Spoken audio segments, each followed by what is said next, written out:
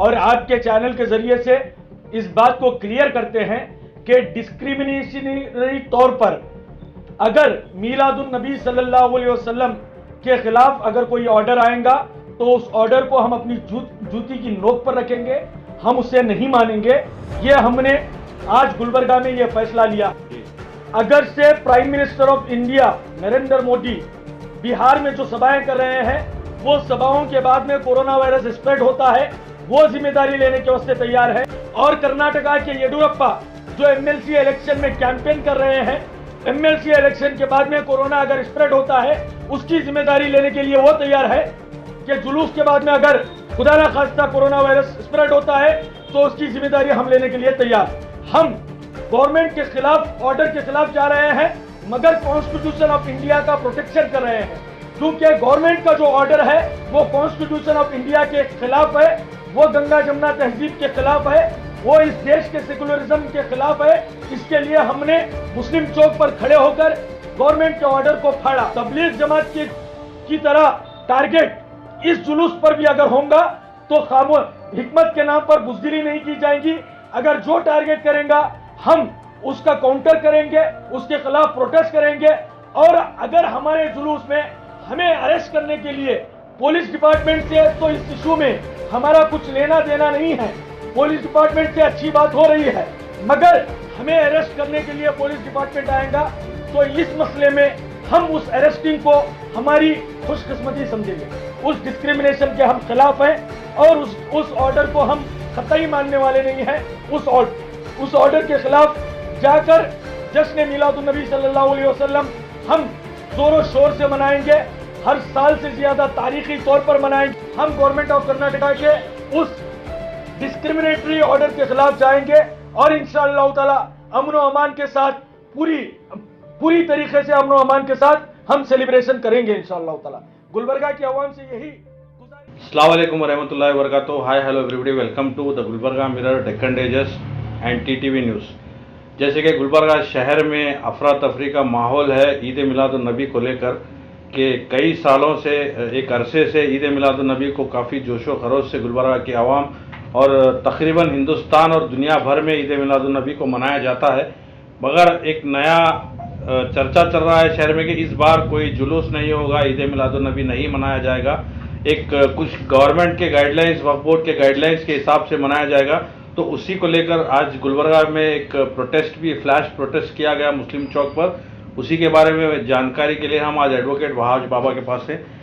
बाबा, आज जो मुस्लिम चौक पर प्रोटेस्ट किया गया, यानी ईद मिलादुन नबी को लेकर गवर्नमेंट के गाइडलाइंस, वक्फ बोर्ड के गाइडलाइंस है, तो इसके ऊपर आपका क्या कहना है?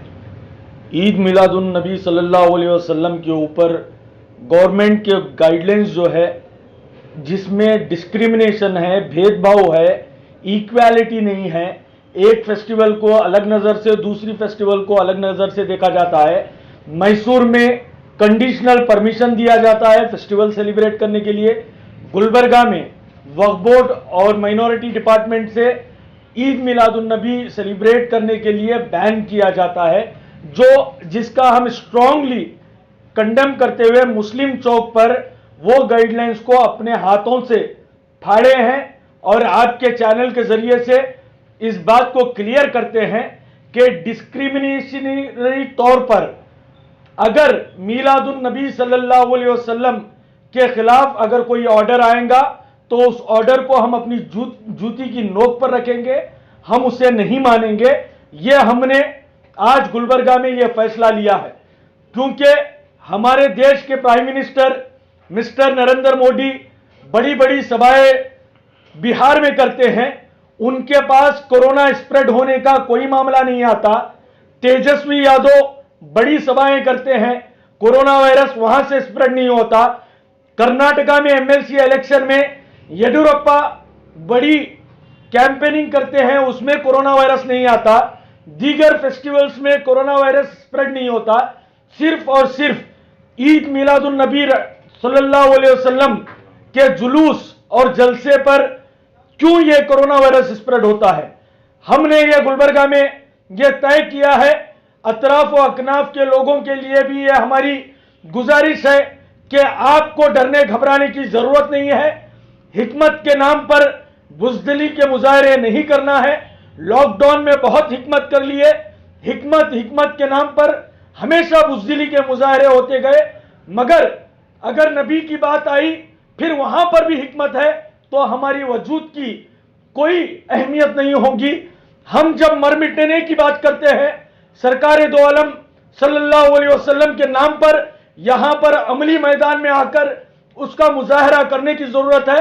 गुलबर्गा में जुलूस होगा, जलसा होगा, शहर एरियाज को सजाया जाएगा, मसाजिदों में खाना खिलाया जाएगा और मिलाद वही शान और शौकत से मनाया जाएगा जो हमेशा की तरह से मनाते आ रहे हैं। अगर जैसे कि गवर्नमेंट के गाइडलाइंस है, इसका मतलब आप गवर्नमेंट के गाइडलाइंस को क्रॉस कर खिलाफ जाकर भी इसको ईद को मनाना चाह रहे हैं। अगर इस जलसे के दौरान, इस जलसे के बाद या जुलूस के बाद अगर कोविड-19 के केसेस बढ़ते हैं तो इसका जिम्मेदार क्या आप लेने तैयार हैं या इस जुलूस के जो कमेटी के मेंबर्स हैं वो लेने तैयार हैं? आपके दो सवाल है। पहला सवाल यह है कि इस जुलूस के बाद में कोविड-19 के केसेस अगर बढ़ते हैं तो उसका जिम्मेदार कौन है जी? अगर से prime minister of India Narendra Modi Bihar में जो सभाएं कर रहे हैं वो सभाओं के बाद में कोरोना वायरस स्प्रेड होता है, वो जिम्मेदारी लेने के वास्ते तैयार है। और मैसूर में हेल्थ और फैमिली डिपार्टमेंट की जानिब से जो परमिशन फेस्टिवल सेलिब्रेट करने का दिया गया, फेस्टिवल के बाद में कोरोना स्प्रेड होता है, वो जिम्मेदारी लेने के वास्ते तैयार है। और कर्नाटका के येडियुरप्पा जो एमएलसी इलेक्शन में कैंपेन कर रहे हैं, एमएलसी इलेक्शन के बाद में कोरोना अगर स्प्रेड होता है उसकी जिम्मेदारी लेने के लिए वो तैयार है।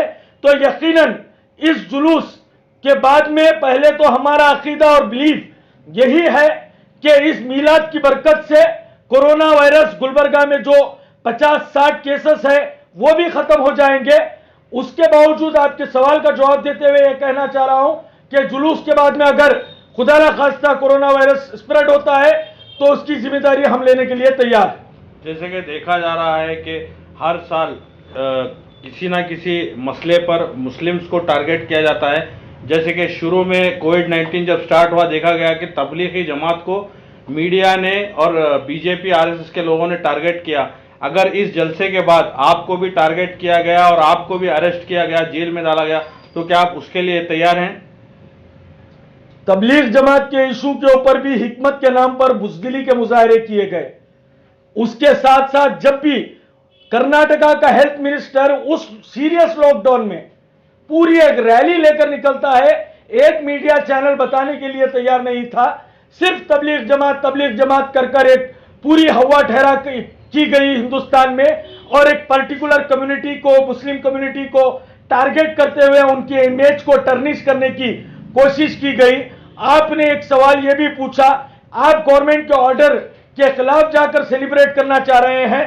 हम गवर्नमेंट के खिलाफ, ऑर्डर के खिलाफ जा रहे हैं मगर कॉन्स्टिट्यूशन ऑफ इंडिया का प्रोटेक्शन कर रहे हैं, क्योंकि गवर्नमेंट का जो ऑर्डर है वो कॉन्स्टिट्यूशन ऑफ इंडिया के खिलाफ है, वो गंगा जमुना तहजीब के खिलाफ है, वो इस देश के सेकुलरिज्म के खिलाफ है।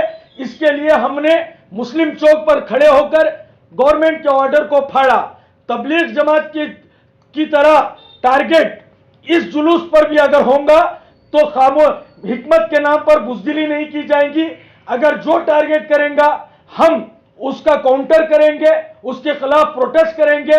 और अगर हमारे जुलूस में हमें अरेस्ट करने के लिए पुलिस डिपार्टमेंट से, तो इस इशू में हमारा कुछ लेना देना नहीं है। पुलिस डिपार्टमेंट से अच्छी बात हो रही है, मगर हमें अरेस्ट करने के लिए पुलिस डिपार्टमेंट आएगा तो इस मसले में हम उस अरेस्टिंग को हमारी खुशकिस्मती समझेंगे।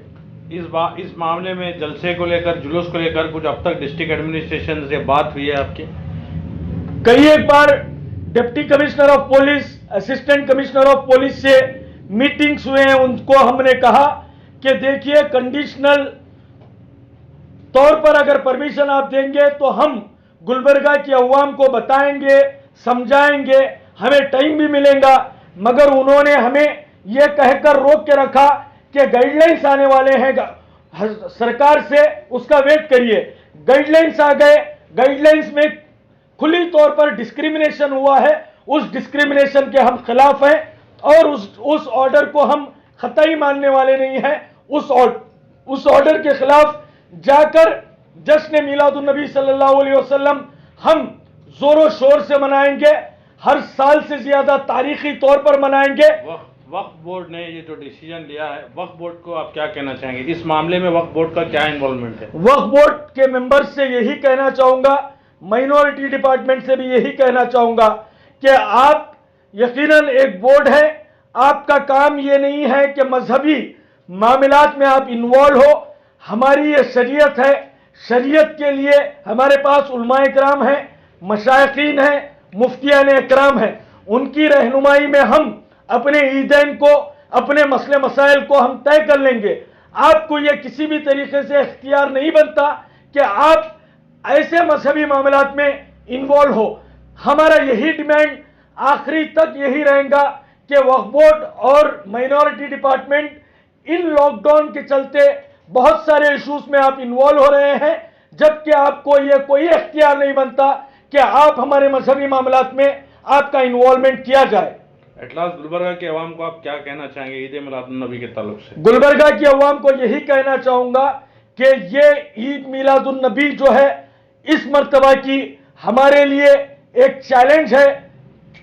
दो तरीके से चैलेंज है, एक तो हमारे साथ डिस्क्रिमिनेशन हो रहा है और दूसरा हम मिलादुन नबी के मौके से ला इलाहा इल्लल्लाह मुहम्मद रसूलुल्लाह सल्लल्लाहु अलैहि वसल्लम की बुनियाद पर हम इत्तिहाद का मुजाहरा करते हैं और उस जुलूस के जरिए से शहर गुलबर्गा में एक अमन की फिजा का पैगाम देते हैं और हम अपने हिंदू भाइयों को सीरत मुस्तफ़ा सल्लल्लाहु अलैहि वसल्लम से आगाह करते हैं, भाईचारगी की दावत देते हैं, अमन व अमान, प्यार मोहब्बत की दावत देते हैं। पहले हम मिल्लत में इत्तिहाद को पैदा करते हैं और मोहब्बत रसूल सल्लल्लाहु अलैहि वसल्लम के मुजाहरे करते हैं और इंसानियत का एक पैगाम देते हैं। तो हमें पूरे डिसिप्लिन के साथ इस मर्तबा जलसा और जुलूस करना है। कोरोना वायरस की वबा अभी चल रही है, तो लिहाजा कोरोना वायरस की एहतियाती तदाबीर जो है, अपने चेहरे पर मास्क लगाना, सोशल डिस्टेंसिंग करना और सैनिटाइजर का यूज करना बेहद जरूरी है। उन तमाम प्रिकॉशनरी मेजर्स लेते हुए हम गवर्नमेंट ऑफ कर्नाटका के उस डिस्क्रिमिनेटरी ऑर्डर के खिलाफ जाएंगे और इंशाअल्लाह ताला अमन व अमान के साथ पूरी तरीके से अमन व अमान के साथ हम सेलिब्रेशन करेंगे इंशाअल्लाह ताला। गुलबर्गा की आवाम से यही गुजारिश है कि आपको डरने घबराने की कोई जरूरत नहीं है। जो मकसद के साथ जश्न ईद मिलादुन नबी और जुलूस ईद मिलादुन नबी रखा गया, इसका क़याम अमल में लाया गया, उसका मैसेज यही है कि यूनिवर्सल ब्रदरहुड और हमारी बेपनाह नबी पाक सल्लल्लाहु अलैहि वसल्लम से मोहब्बत के मुजाहरे करना और मिल्लत इस्लामिया में कलमे की बुनियाद पर इत्तिहाद को पैदा करना इसका मकसद है। क्यों? वरना ईद मिलादुन नबी को हर हमेशा किसी न किसी तरीके से टारगेट किया जाता आ रहा है, टारगेट किया जाता रहेगा, मगर हमें एक मजबूती के साथ खड़े होना है। लास्ट टाइम ईद मिलादुन नबी को बाबरी मस्जिद के फैसले को जोड़कर जुलूस मिलादुन नबी को पोस्टपोन करने या टाल मटोल की बातें की जा रही थी। उससे पहले पीएसआई बंडे के केस को लेकर वहां पर भी प्रॉब्लम क्रिएट करने की कोशिश की जा रही थी। अब कोरोना वायरस को लेकर एक प्रॉब्लम क्रिएट करने की कोशिश की जा रही है। आने वाले साल में भी इसी तरीके से किसी ना किसी चीज को बहाना बनाते हुए इसको खत्म करना मकसद बातिल ताकतों का है, दुश्मन इस्लाम ताकतों का है, दुश्मन अमन ताकतों का है। ये नहीं चाहते कि हम मिलाद के जरिए से हिंदू मुस्लिम सिख ईसाई में इंसानियत का मैसेज दें, मिल्लत इस्लामिया के बीच में इत्तिहाद को पैदा करें। और जब तक गुलबर्गा की आवाम से यही कहना चाहता हूं कि जब तक हम रहेंगे इंशाअल्लाह ताला ये मिलादुन नबी उसी शान शौकत के साथ चलते रहेगा और गुलबर्गा की आवाम से पूरी उम्मीद है, पूरा यकीन है, ये मिलाद ता क़यामत तक जारी और सारी रहेगा इंशाअल्लाह ताला।